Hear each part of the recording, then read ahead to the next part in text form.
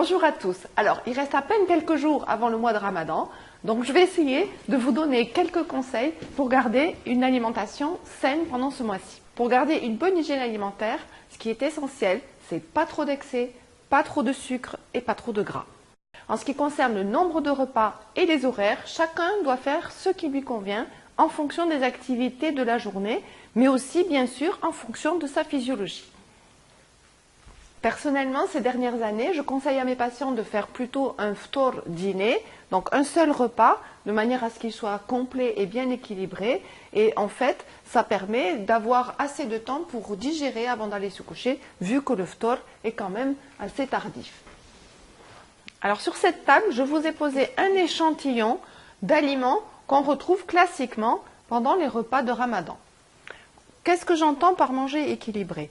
Eh bien, gardez votre menu équilibré comme vous faites tout le reste de l'année, avec un petit peu de légumes, des protéines, des féculents, des fruits, un produit laitier aussi si vous voulez.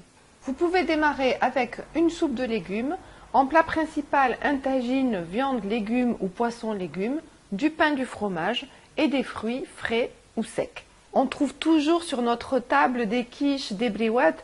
Alors, c'est trop salé, c'est trop gras, c'est pas diététique, mais c'est très bon. Alors, il faut quand même vous permettre d'en prendre de temps en temps, mais pas chaque jour et accompagné d'une soupe ou de légumes et ça ira très bien. Et vous allez me dire, mais c'est Ramadan et on n'a pas parlé de shpakia, de croissant, de msemen. Alors, qu'est-ce qu'on va faire avec ça? Alors, ces aliments-là, c'est vraiment un mélange de farine blanche, de sucre raffiné et de gras. C'est explosif au niveau calorique et moi, je vous conseille d'en prendre vraiment que très peu et très espacé pendant le mois de Ramadan, comme vous feriez le reste de l'année. Je propose une petite quantité après le ftour, avec un café ou un thé par exemple.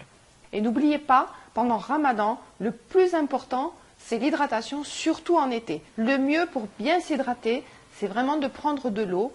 Évitez les jus qui sont très sucrés, prenez plutôt des fruits. Enfin, n'oubliez pas, le sommeil, c'est vraiment essentiel. Alors, si vous prenez du thé ou du café, des toutes petites quantités, parce que ça va sûrement dérégler votre sommeil. On est en pleine période d'examen, alors on se retrouve la prochaine fois pour parler de comment se nourrir, pour booster son cerveau et être en forme.